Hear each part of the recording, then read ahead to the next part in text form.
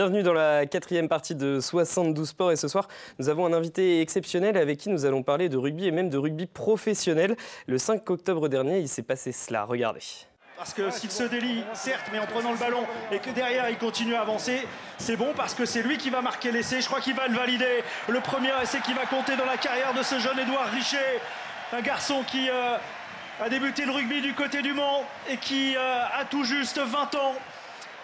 Va marquer sans doute son premier essai en top 14. Ce jeune Édouard Richer, formé au Mans à peine 20 ans, est avec nous. Bonjour Édouard, bienvenue dans 72 Sports. Bonjour à tous. Alors, ma première question, vous aviez donc déjà disputé un match en top 14, 1 minute, contre Pau la saison dernière. Et donc là, c'était votre première à domicile à Deux-Flandres.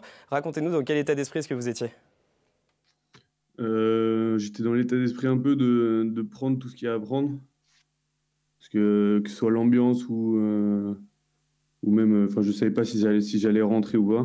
Et je me suis dit, il faut que tu te donnes à fond. Et voilà, j'ai pas de prise de tête, pas trop de stress. Et voilà comment j'ai abordé le match. Justement, c'était votre première à domicile et 20 minutes vous ont suffi pour marquer un essai. Racontez-nous ce qui s'est passé, comment ça s'est fait. C'est la dernière action, je crois qu'on est à 82e minute.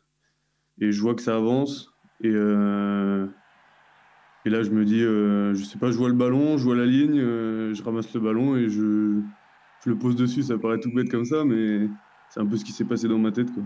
Surtout que c'est un essai qui est un peu rigolo parce que c'est l'essai qui donne le bonus, mais ça a été validé à la vidéo pendant un long moment. Comment vous étiez dans cette attente?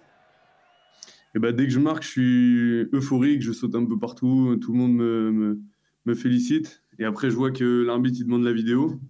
Et nous, sur le terrain, je voyais pas trop et on n'a pas les commentaires de l'arbitre, donc on ne sait pas ce qu'il pose comme question, ce qu'il demande. Du coup, je me suis dit, j'ai pris un peu une petite clim, on va dire. Mais au final, ça a été accepté, donc c'est parfait. Une grande joie. Ouais. Vous êtes formé au Mans, vous avez commencé à l'âge de 7 ans. Quel souvenir est-ce que vous gardez de ce club du RCM? Un club très familial. Pardon, il y a une mouche qui me dérange. Très familial où j'ai fait des superbes rencontres et c'est où j'ai pu toucher mes premiers ballons de rugby. Et voilà, c'est le club proche de chez moi. C'est quoi votre parcours dans ce club et votre parcours en tant que jeune rugbyman? J'ai joué du coup au Mans de la deuxième année de moins de 7 jusqu'à ma première année de moins de 16, donc jusqu'à ce que j'ai 15 ans. Toujours avec la génération 2004 et 2003 beaucoup. Et après, du coup, je suis allé, il y a eu les sélections régionales. Et de là, je suis allé au pôle espoir de La Rochelle. Depuis maintenant, c'est la 5e année. Donc du coup, vous avez fait un petit peu la section sportive au lycée Touchard également? Ah oui, j'ai fait la section sportive au collège, déjà au collège du Vieux-Colombier. Et ma première année à Touchard. Du coup, en seconde, vu que j'avais sauté une classe, j'étais avec du coup les plus grands. Et c'est là aussi où on a commencé à faire un peu plus de rugby avec Philippe Poulain et Yoritz Maisonneuve. Les premiers coachs, les premiers vrais coachs entre guillemets de musculation et de techniques bien spécifiques où on bossait vraiment sur le joueur.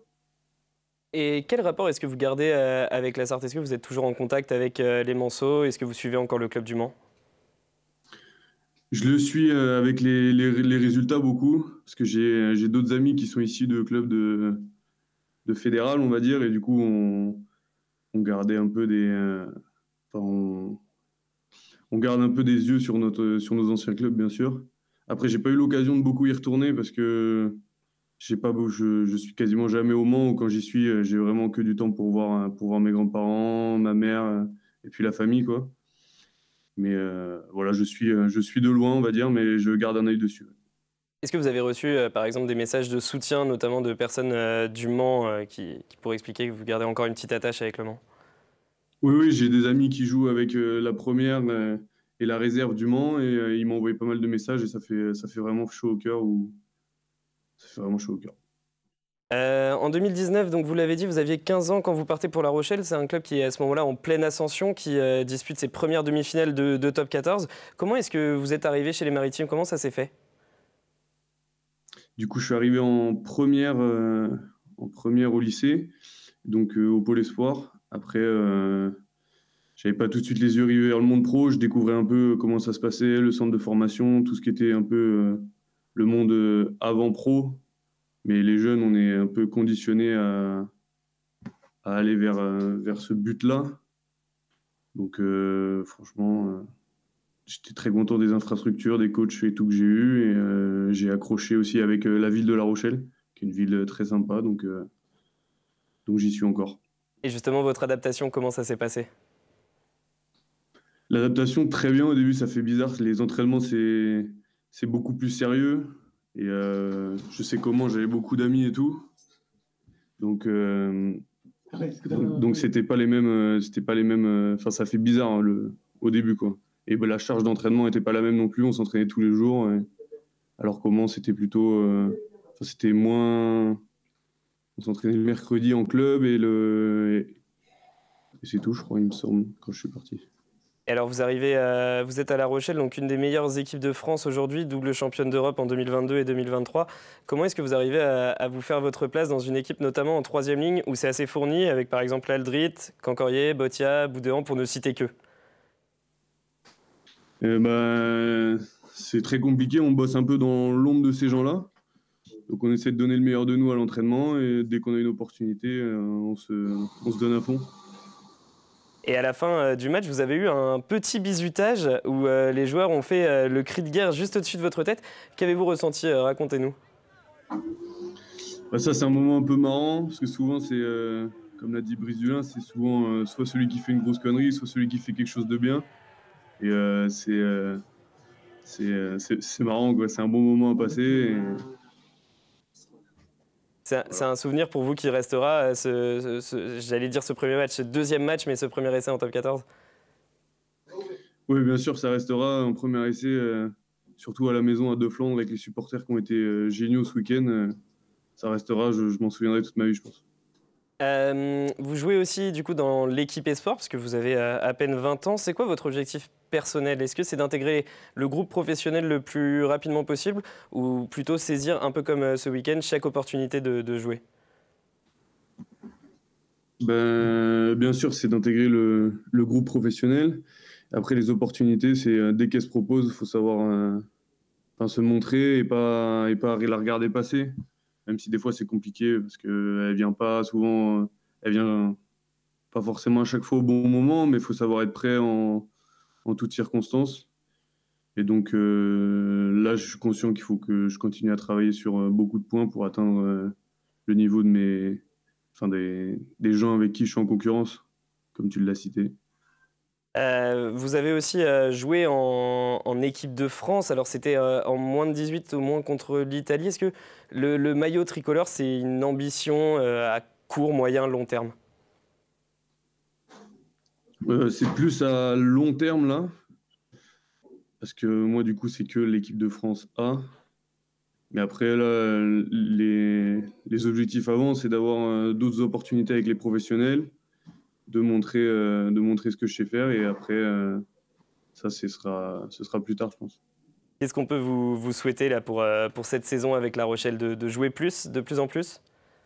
Ouais, c'est ça, de jouer de plus en plus, de saisir mes opportunités comme là je l'ai fait, et d'en avoir d'autres que je saisisse pareil et voilà, de jouer un maximum en pro et de prendre du plaisir. Il y a eu beaucoup de réactions, notamment sur les réseaux sociaux, de joueurs ou d'anciens joueurs du RCM, parce que c'est assez rare qu'un joueur qui a joué au Mans devienne professionnel. Est-ce que ça, vous en avez conscience? Ouais, j'en ai conscience, mais c'est compliqué de se faire à l'idée. Après, je suis pas encore pro, là, je suis encore en formation. Mais c'est sûr que ça fait bizarre et ça fait plaisir de recevoir ces messages et de les voir. Ouais. Eh bien, en tout cas, merci beaucoup pour le temps que vous nous avez accordé. On vous souhaite le meilleur dans cette saison avec le Stade Rochelais. Pourquoi pas le premier titre en top 14 et on vous souhaite d'y participer. Eh ben, j'espère. Merci beaucoup, c'est gentil. Merci à toutes et à tous de nous avoir suivis. C'est la fin de ce 72 Sport. On se retrouve donc lundi prochain à 19h en direct avec Antoine Besson à la présentation. Bonne soirée sur LNTV Sarthe. Salut.